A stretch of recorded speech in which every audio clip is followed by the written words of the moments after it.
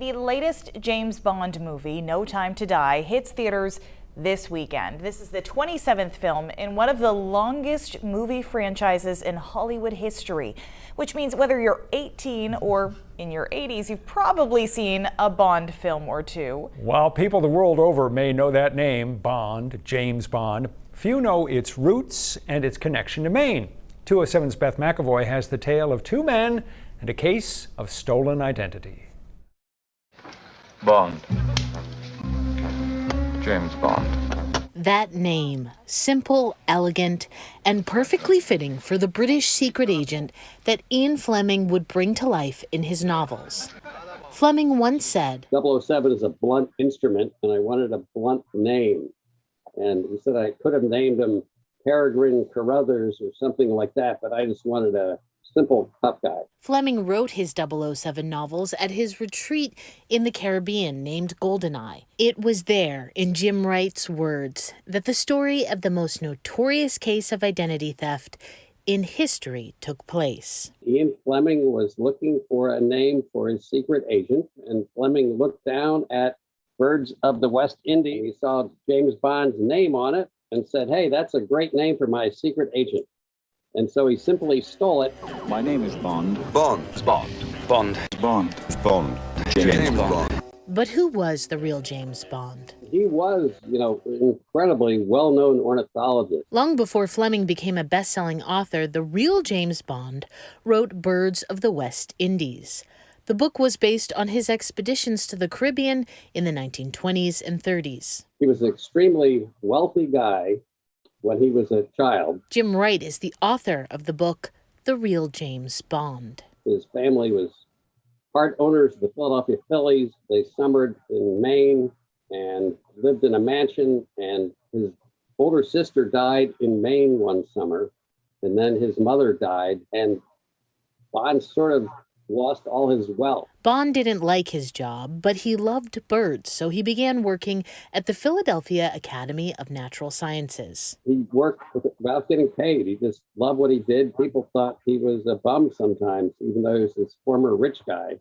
And then he came into some money later and sort of became a man about town again. So he had a kind of a wild life. A love of birds was something the real James Bond and Fleming shared. James Bond was educated in England at a fancy school, very much like Ian Fleming was. They both loved birds in the Caribbean. They both tried to get to the Caribbean every time they could, like to spend their winters there. That kind of parallel really amazed me. And the fact that Ian Fleming was sort of the secret bird watcher. Clues about the real James Bond and the passion for birds Fleming shared with him can be found in his novels. If Fleming wants to have a villain be villainous, Fleming has the guy kill a bird. And James Bond, 007, would never kill a bird. In British spy lingo, bird watcher is another name for spy. In the 2002 movie Die Another Day, another nod to the real Bond. Oh, I'm just here for the birds. Ornithologist. Ornithologist, huh? James Bond didn't know Fleming had borrowed his name until Bond and his wife started getting these late night calls from breathless females going, hello, could I speak to James? And they're going, what is going on here? A friend of the Bond said, hey, I just read an interview with Ian Fleming in a men's magazine, and he admitted he stole the name of James Bond from Jim. Bond's wife Mary wrote that Fleming's gun-toting, womanizing character had made Bond bitter, and the only way to get him back to normal was to meet Fleming face to face. So they dropped in on the author unexpectedly. Fleming is very nervous at first because he thinks that Bond is there to sue him.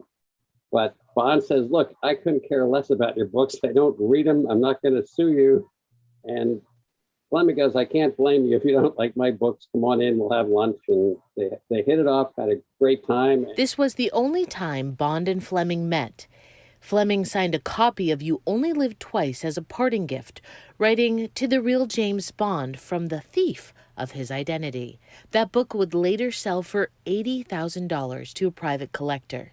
Something Wright was surprised to learn about the real James Bond was his affinity for Maine and Maine birds. I didn't realize till I started doing my research was how much the real James Bond loved Maine. He went every summer there since he was almost a baby, all the way until he died in 1989. Bond even wrote a book called Birds of Mount Desert Island, Acadia National Park. Wright calls it the most endearing thing Bond ever wrote.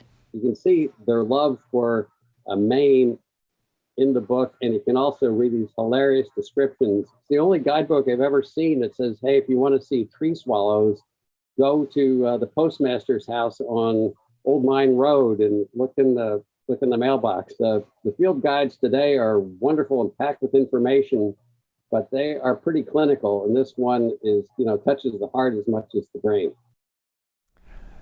Jim Wright, the author of The Real James Bond, will be talking at the Camden Public Library and to Midcoast Audubon later this year about his book and Bond's book, Birds of the West Indies. We've got more information about that event on our website and app. What an interesting story. Had you heard that before? I never knew about the Maine connection and about the real James Bond's time that he spent on MDI and his passion for that part. I'm a Bond fan. I geek out on that stuff, and so I've read a lot about Ian Fleming and how he created the novels and so forth. But I knew about the real James Bond, but I never knew about the Maine link. Also impressive that the real James Bond and his wife were able to work through the breathless women calling every night. That's the kind of challenge that an ornithologist doesn't usually face, but they seem to have taken it with great grace.